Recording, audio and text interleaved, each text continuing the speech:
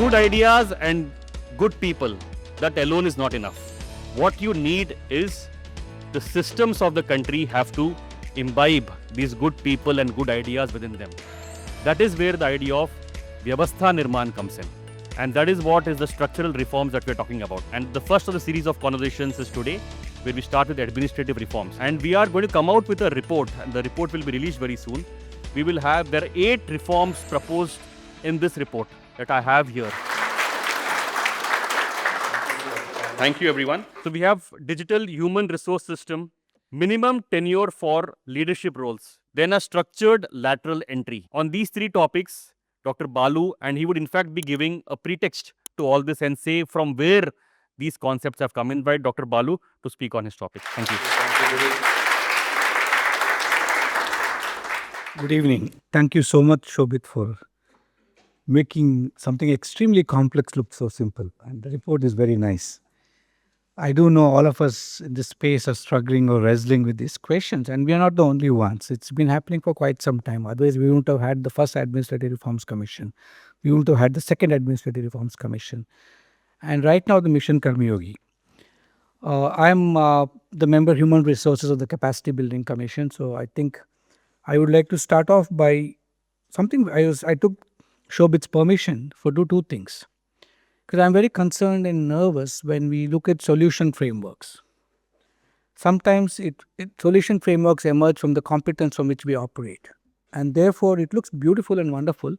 But when you frame the problem after the solutions, it's a little nervous because we think we know these are the problems. Lateral entry will solve the problems, or EHRMS will solve the problems. So I would like to start somewhere else.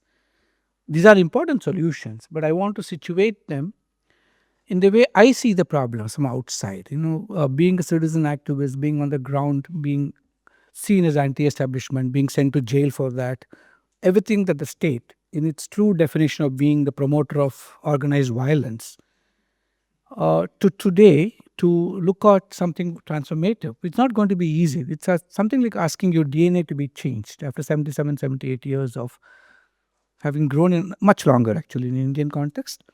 So I would like to take you back to 1947.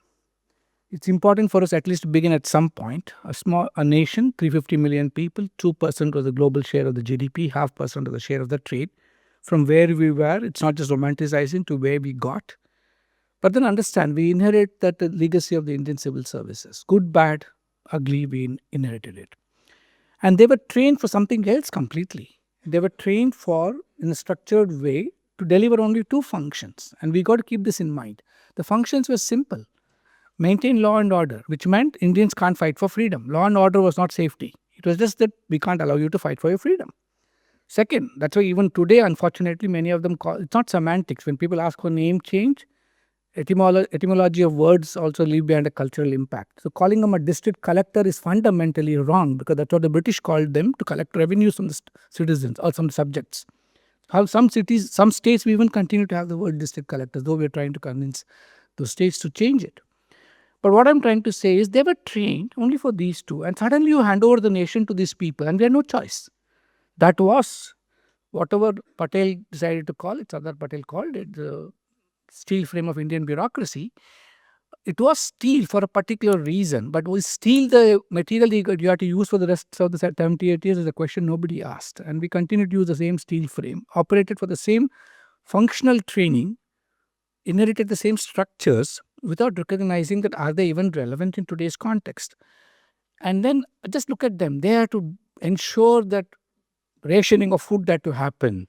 They had to keep the country together. They had to invest on what the political executive decided. They had to follow the economic model of what those narratives of those days were, Hindu economy, whatever it is.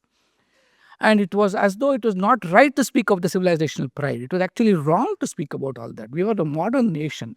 We never discovered that modernity can never be built without understanding the enormous strength and foundation in which a nation stood. That was anathema to the then political context. That's a reality. Let's accept it and move on.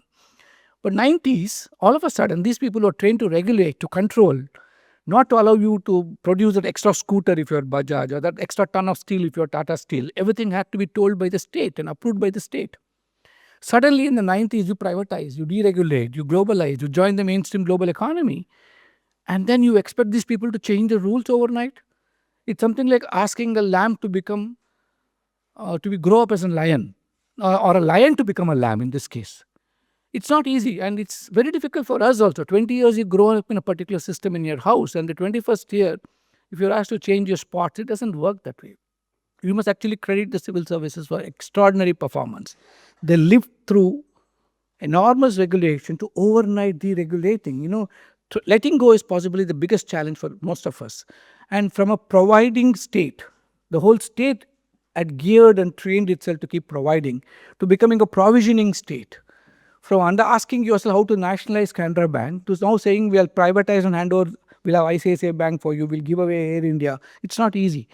Privatization of Air India started in 91, but we ended up only in 2015 or 16. That's a different matter altogether. But today, just look at it.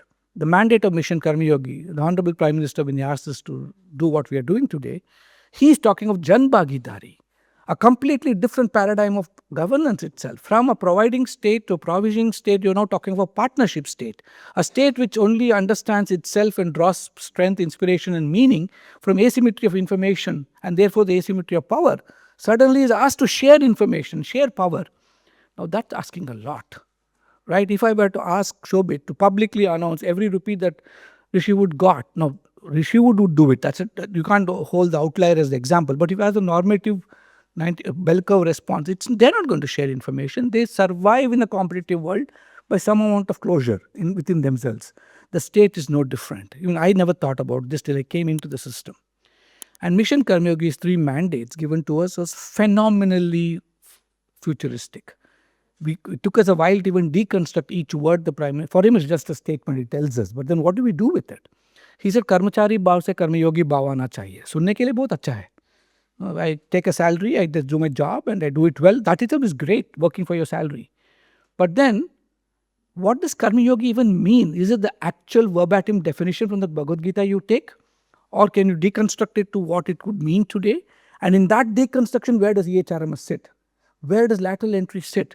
Obviously, they don't carry the DNA of governance the way state looks at itself.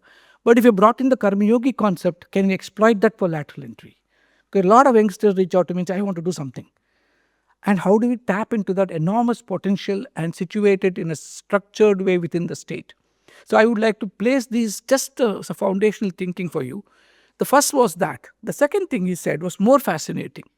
Because when Shobit began his conversation, and this is something we stereotype government, and that stereotyping doesn't allow us to see the transformation too. And that sometimes I really worry. Because in a conversation, I'm not trying to defend the government. I'm the last one to do that. I've had enough commissions with everybody. In fact, to the point where I've been called the activist inside the government. But the point I'm trying to make is the definition today Prime Minister gave us is shift people's approaches and attitudes from a rule-based thinking to a role-based thinking. He said rules are important. We can't transcend them. We need to follow them. But then they have to facilitate playing of a role.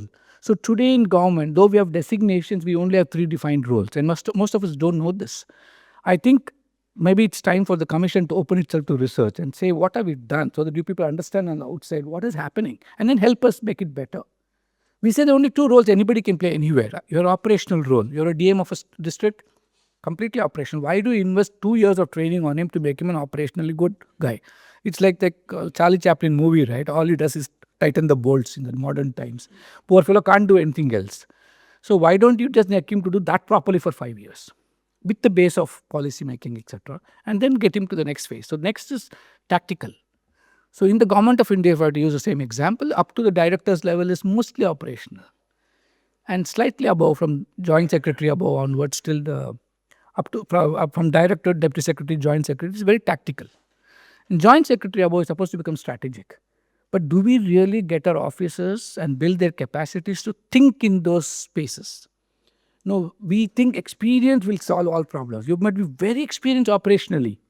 That way, an Anganwadi worker should do a great job of running the WCD ministry, right? It doesn't work that way. She's trained to do the child care and the pregnancy care at a very operational level. But the secretary should know that the Anganwadi worker is doing this. So if he's not exposed and brought up from those levels, he can never play a truly strategic role. So that is the second mandate of Mission Karmayogi. The third mandate, you should tell me when to stop.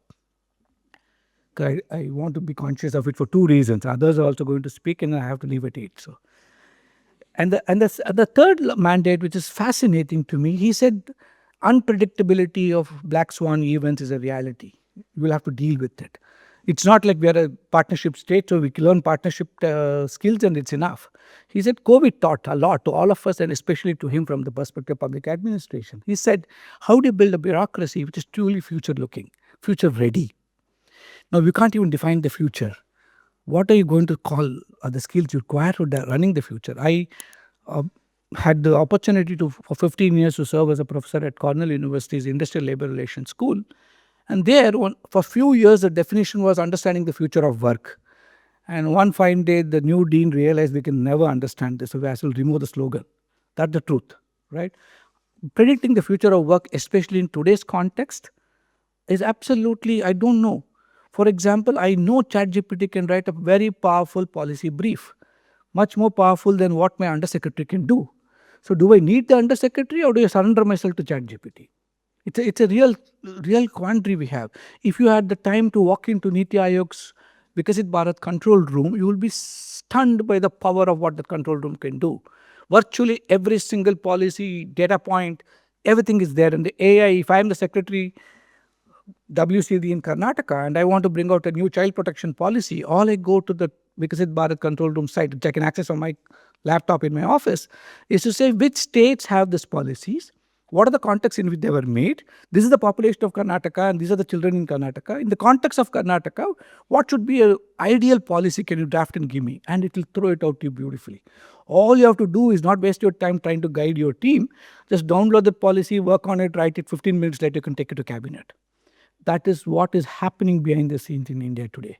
That is the way we are exploiting power and solutions.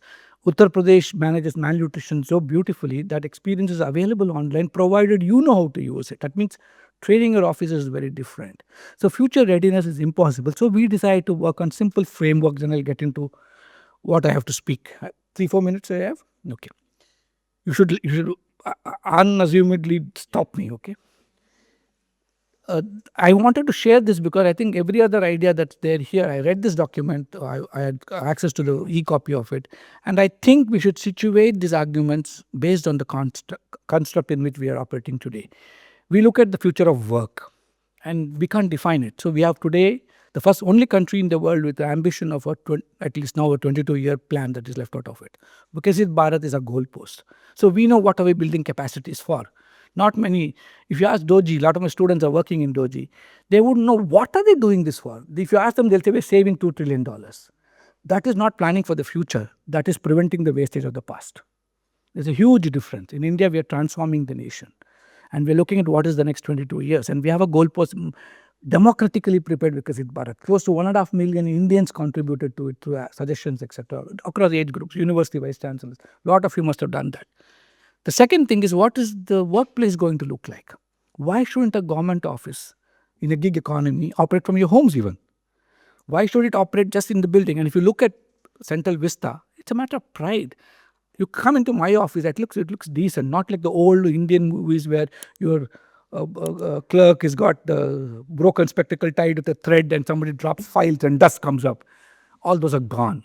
E-office, I can actually point out with the data I have today, analyze and tell you which secretary spent how much time on what kind of a file pertaining to what subject. I can give the Honorable Prime Minister dashboard reports which says which joint secretary is actually operating at supreme efficiency, how many files he sees every month, what kind of files he sees, which ministerial level what is delayed. And that is why a few days ago when the cabinet secretary wrote to all the ministers' offices saying that your files are pending from X amount of number of days to Y number of days, and that is where the gaps are, not in the bureaucracy. The political system suddenly realized everything is getting tracked. So we have powerful tools, my friends. Let's not just think that we don't have them. But do we have the people to actually use the data? That's something I would like to leave it there. So finally is the work person. So don't worry about transforming the work person first.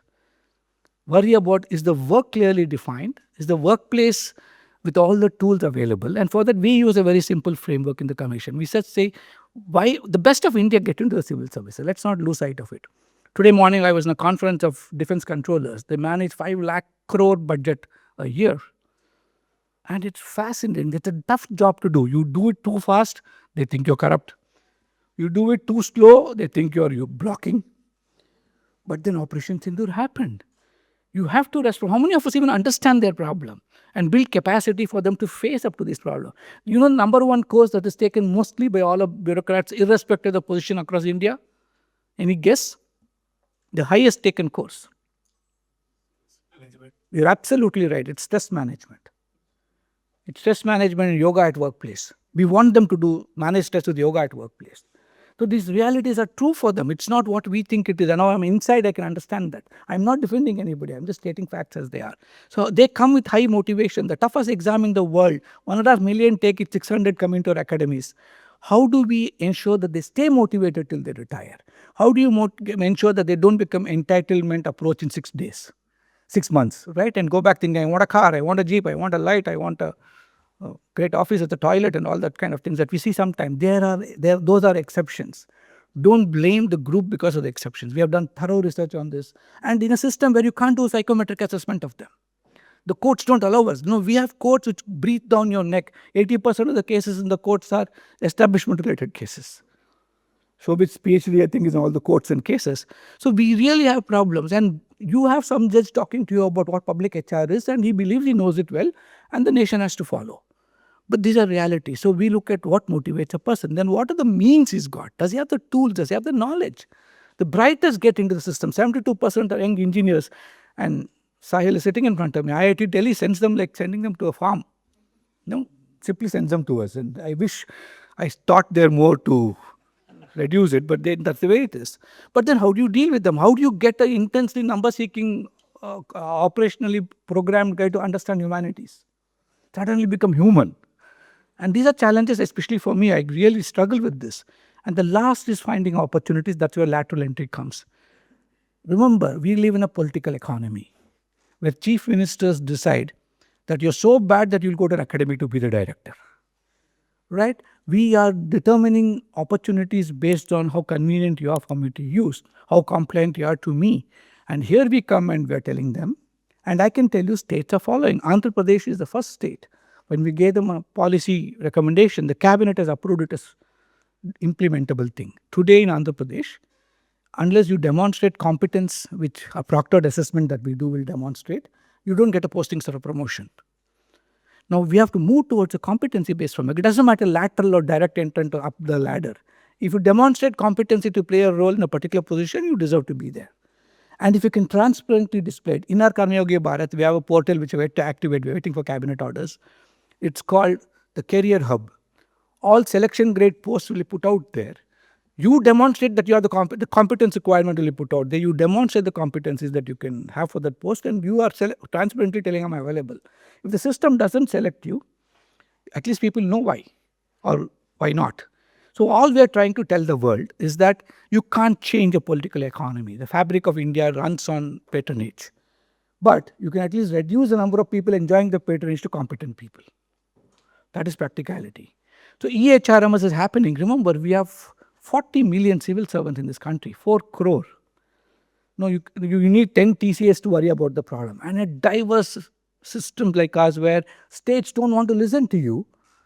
And we have complexities of all India service where you say they are mine, but they won't listen to me, and I'll send them to the states.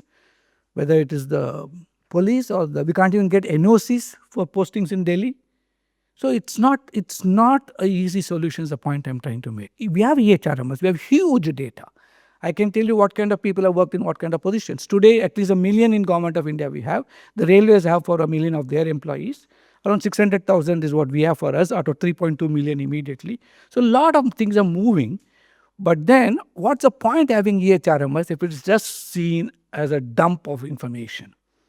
It should be seen as a gold mine of information for data to be mined, analyzed, thrown out, utilized. System shifts are happening towards the direction. It will happen because we have a tech-savvy Prime Minister who demands all this dashboard which he will himself see. It's not as if somebody gave him a printout. The next point I want to quickly then wrap it up is minimum tenure. Again, I would not argue for it. I'm against it. The reason I'm against it is your tenure depends on your ability to demonstrate competence to perform the role that you're in. The day you shelf life for the competence is over for that role, you don't deserve to be there. So if you give him a tenure of 3 years and say you will be there, that's a problem. can be there for 30 years, he can be there for 3 months, provided he has the demonstration of competency. That's my personal view. I'm not saying it's the commission's view. I got to be careful, no? What is personal, what is government view? And the last is lateral entry. I think one of the finest things that we could do. We had thought a lot. We had got some brilliant officers. One example I can give is we had Amber in civil aviation when Air India was getting sold. We had some wonderful people. Even today we have. Again, political expediency and misunderstanding of the whole thing. It is not even statistically recordable. We had 58 people in government, and I can tell you most people did not even know that. A substantial number of them, if they had even come in reservation, they would actually deserve to be there, not because of their social status or their affirmative actions, but because of their competency, and they were good enough in that. So we already had good people, but it's a thing of the past. I have personally done a report for the PM on lateral entry, but I think it's a great thing. Look, United Kingdom, whose civil service we are imitating and copying to substantial extents, I should really think the best policy class is as minister and as prime minister. It will teach you more than what anything else can teach you. And there 33% of the employees of the United Kingdom civil service are lateral entrants, part-time. They work 2 to 3 days a week. And that system, after studying it, has proved to be extremely useful because they bring in outside experience into the room as much as take the public sector experience to private sector. And my only request is recommend structural changes keeping functional needs in mind without losing sight of the larger ecosystem in which we are operating. It's a federal system.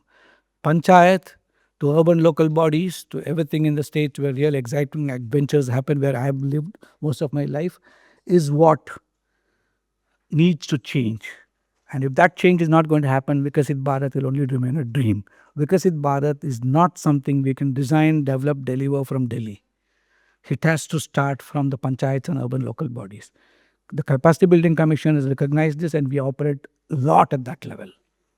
But then all 22 states have signed to work with us. So those states we can make an impact, but there's still states left out. And all union territories we don't have to worry. So my view is we need research, we need inputs. Rishi Wood is a knowledge partner for the commission. We have several such knowledge partners. Please help us unpack this.